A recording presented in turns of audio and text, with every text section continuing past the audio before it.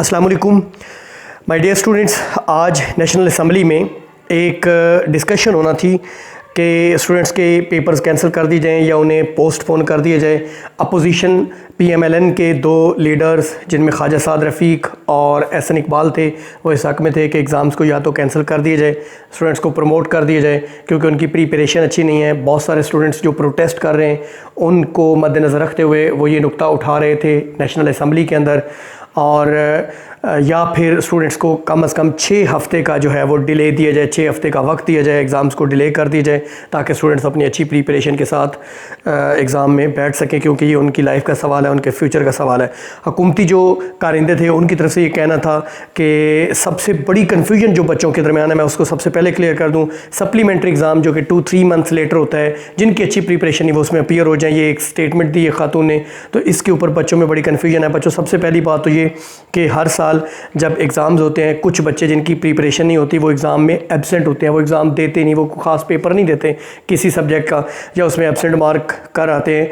तो उन बच्चों के लिए ये रूल होता है कि वो जब उनका रिज़ल्ट अनाउंस होता है बोर्ड की तरफ से, तो उसमें वो एब्सेंट कंसिडर होते हैं, एब्सेंट मार्क होते हैं, वो सप्लीमेंट्री एग्ज़ाम दे सकते हैं। ठीक है जी। पहले तो ये होता है कि सप्लीमेंट्री एग्ज़ाम के लिए दोबारा से अप्लाई करना होता है, या अगले साल जो मसलन अगले साल जब एग्ज़ाम होगा रेगुलर तो उसमें भी दे सकते हैं। इस साल उन्होंने कहा कि उसी फ़ीस के ऊपर जो आपने दाखिला फ़ीस भेजी हुई है आप जो है वो सप्लीमेंट्री एग्ज़ाम में बैठ सकते हैं। तो ये कोई अच्छा ऑप्शन इसलिए नहीं होता कि सप्लीमेंट्री एग्ज़ाम में अपीयर होने वाले बच्चे कभी भी यूनिवर्सिटीज़ और कॉलेजेस में रेगुलर सेशंस में इस साल एडमिशन नहीं ले सकते, उनका एक साल जो है वो ज़ाया चला जाता है। सो आप इस ऑप्शन को ज़्यादा से ज़्यादा कंसिडर ना करें। आप रेगुलर जो कि कल से सेकेंड ईयर के, इसी तरीके से फिर 10th के, फिर फर्स्ट ईयर 9th के एग्ज़ाम्स होंगे, आप रेगुलर एग्ज़ाम्स में बैठें और रेगुलर एग्ज़ाम्स दें। बच्चों, यही आपके हक़ में है। आप बस जो है अगर मगर को छोड़ें, डू और डाई पे आ जाएं। आप जो है वो इस वक्त को कीमती से कीमती तरीन बनाएं, क्योंकि आपके एग्ज़ाम अब शुरू हो चुके हैं। ठीक है जी। आप इसको कीमती से कीमती तरीन बनाएं। ठीक है।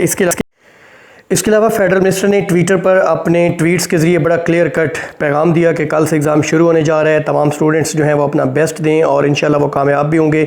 इसके अलावा उन्होंने कहा कि फ़ेडरल के अंडर एक ही फ़ेडरल बोर्ड आता है, बाकी 18th अमेंडमेंट के बाद, 18वीं तरमीम के बाद सूबे जो हैं वो आज़ाद हैं, इंडिपेंडेंट हैं।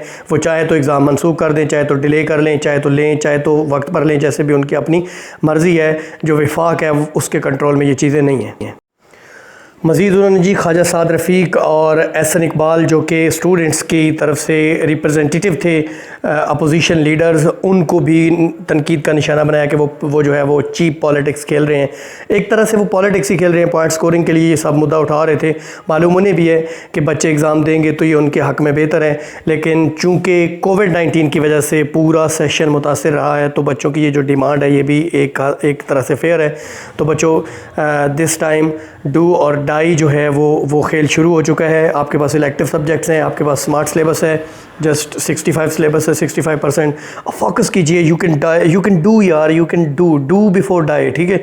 डाई फिर डू तो आप कर सकते हैं, आप कीजिए और बेहतरीन नंबरों के साथ पास होइए, अपने पेरेंट्स की ख्वाहिशात पूरी कीजिए। अल्लाह आपको कामयाब व कामरान करे। अल्लाह हाफिज़।